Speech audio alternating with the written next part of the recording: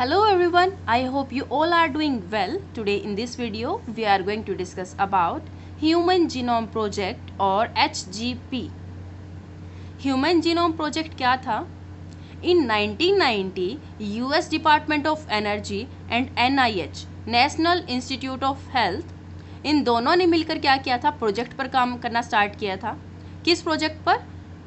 Sequencing Human Genome is known as Human Genome Project और HGP. यहाँ genome का मतलब क्या है? जीनोम होता है entire set of DNA, complete set of DNA in a cell. एक सेल के अंदर जो कंप्लीट सेट होता है डीएनए का उसे बोला जाता है genome. And it consist of 23 pair of chromosomes. Then later Wellcome Trust UK join the project. बाद में वेलकम ट्रस्ट ने इसे ज्वाइन कर लिया as a major partner. Later on, Japan, France, Germany, China and some other countries also joined it. John Craig Venter, one of the first scientists to sequence human genome. The Human Genome Project was launched on October 1990 and the project was completed in 2003. Almost इसमें कितना time लगा? 13 years का इस project को complete होने में time लगा. DNA को ही क्यों चूज किया गया प्रोजेक्ट को स्टार्ट करने के लिए? क्योंकि डीएनए क्या होता है? स्टोर हाउस होता है जेनेटिक इन्फॉर्मेशन का. And determining it sequence of base pair can solve many medical, agricultural, environmental and evolutionary mysteries. इसकी वजह से कितनी सारी प्रॉब्लम है वो सॉल्व हो सकती हैं. HGP को नाम दिया गया मेगा प्रोजेक्ट का. इसके पीछे कुछ रीजंस थे. उनमें सबसे पहला रीज़न है ह्यूमन जीनोम की सीक्वेंसिंग करने में जो कॉस्ट आ रही थी. कॉस्ट ऑफ सीक्वेंसिंग क्या थी? 1 बेस पेयर के लिए $3 US का खर्चा आ रहा था. इसीलिए जो कॉस्ट ऑफ सीक्वेंसिंग थी, टोटल ह्यूमन जीनोम कितना होता है? Contain 3 × 10⁹ base pair. सो इसके ऊपर कितना खर्च हो गया था? लगभग $9 बिलियन का खर्चा आ रहा था.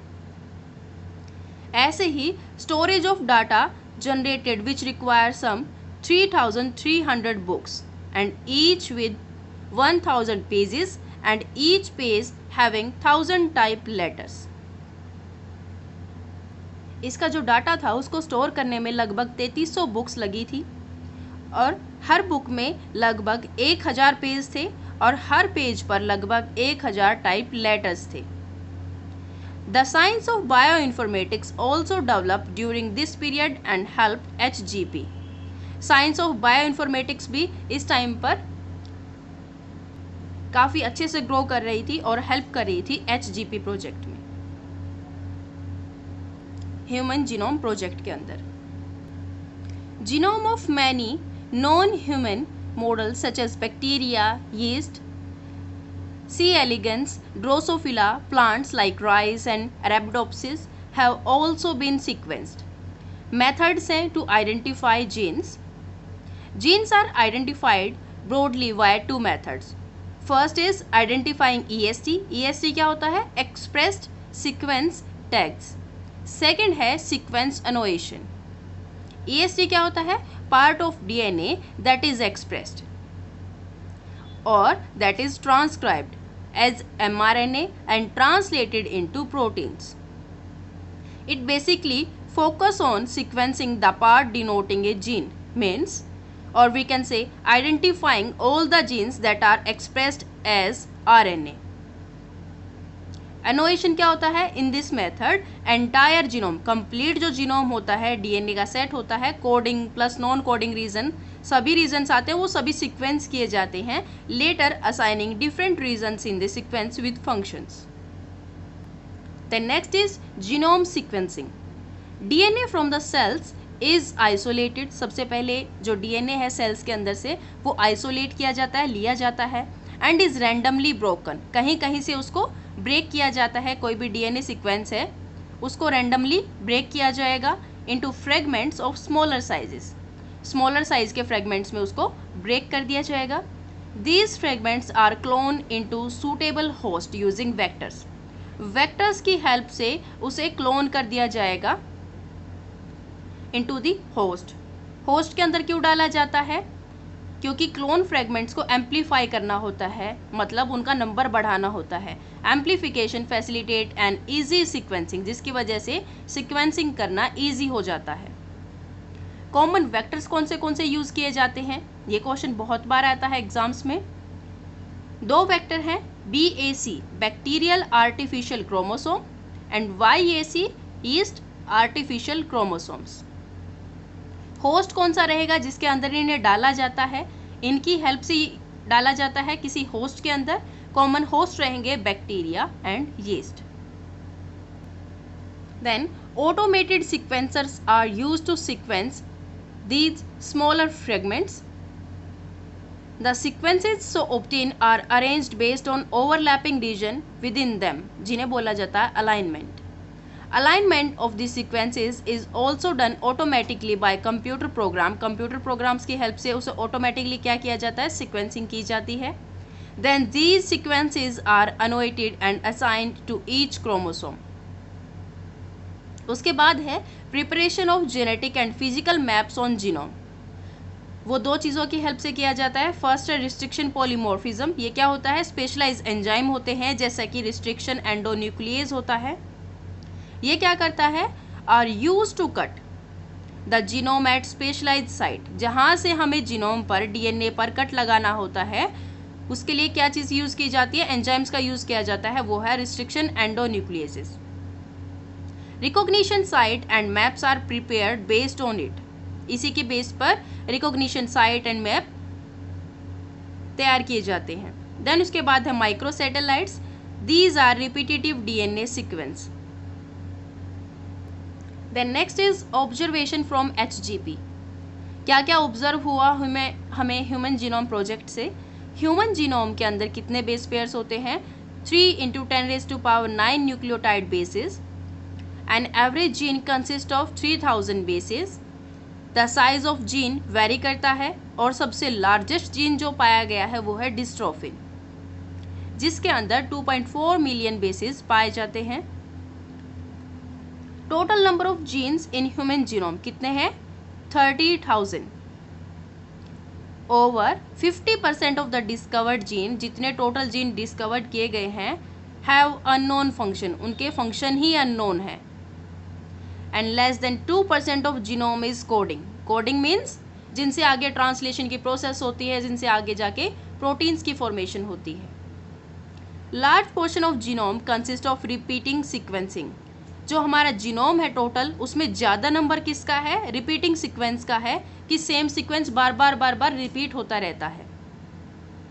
Repetitive sequence have no coding function, उनके कोई फंक्शंस नहीं होते, वो सिर्फ एक बल्क तैयार करते हैं। They are repeated over 100 to 1000 time. वो अपने आप को रिपीट करते रहते हैं। जैसे कोई भी DNA है, उसमें कोई पर्टिकुलर पोर्शन है, बेसिस हैं, वो बेसिस क्या करते रहते हैं, अपने आप को रिपीट करते रहते हैं same sequence.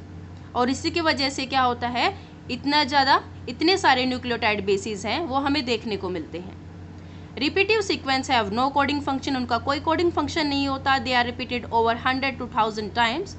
They may have a role in evolution and chromosome structure and dynamics. उनका मे भी रोल हो सकता है, इवोल्यूशन में हो, क्रोमोसोम स्ट्रक्चर में कोई रोल हो, वो अभी तक हमारे लिए अननोन फंक्शन है।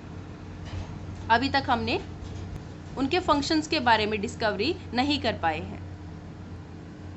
क्रोमोसोम विद मोस्ट जीन, यहाँ से क्वेश्चन कई बार आते हैं कॉम्पिटिटिव एग्जाम्स के अंदर कि क्रोमोसोम कौन सा है जिसके अंदर सबसे ज़्यादा जीन पाए जाते हैं। वो है क्रोमोसोम नंबर 1, जिसके पास कितने जीन हैं, 2968।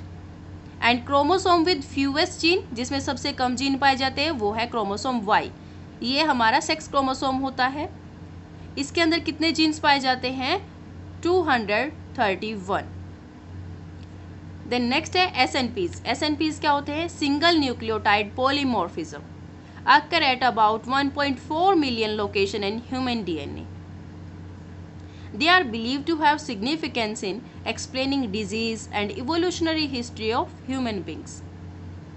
Then इसके बाद है application and future challenges। क्या क्या future challenges हो सकते हैं, क्या क्या इसके use हो सकते हैं हमारे लिए। सबसे पहला है disorders। More than 1200 genes are responsible for common human cardiovascular diseases, endocrine diseases like diabetes, neurological disorders like Alzheimer, cancers and many more. देखिए यहाँ पर लगभग 1200 जीन्स हैं जिनके बारे में हमने पता लगाया है कि वो रिस्पॉन्सिबल है इन डिजीज़ के लिए, जिनका हम ट्रीटमेंट कर सकते हैं. हेल्थ केयर में it will indicate prospects for a healthier living, designer drugs, genetically modified diets and finally our genetic identity. इनकी वजह से हम क्या क्या चीज़ें चेंज कर सकते हैं. हम डिज़ाइनर ड्रग्स प्रिपेयर कर सकते हैं, जेनेटिकली मॉडिफाइड डाइट प्रिपेयर कर सकते हैं, फाइनली आवर जेनेटिक आइडेंटिटी को भी चेंज कर सकते हैं. कैंसर का ट्रीटमेंट हो सकता है इसके हेल्प से.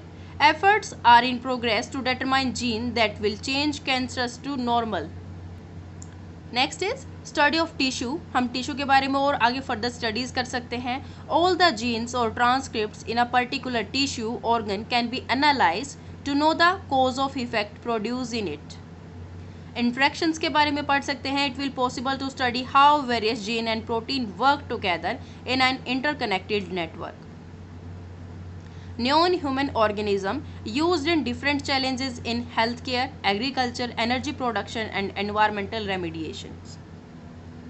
I hope you like this video. Please like, share and subscribe my channel.